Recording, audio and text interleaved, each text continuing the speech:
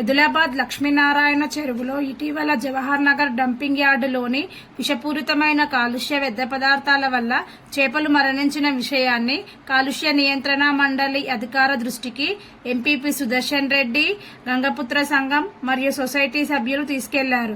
ఈ ఫిర్యాదుకు స్పందించిన కాలుష్య నియంత్రణ మండలి ఏఈ శరత్ చంద్ర, అసిస్టెంట్ ఎన్విరాన్మెంట్ సైంటిస్ట్ మహేష్ల బృందం ఎదులాబాద్ చెరువును సందర్శించి చెరువు యొక్క నీటి శాంపిల్స్ ను సేకరించి ల్యాబ్ కు పంపడం జరిగింది. తదుపరి కాలుష్య నియంత్రణ చర్యలు తీసుకోవడం జరుగుతుందని తెలిపారు.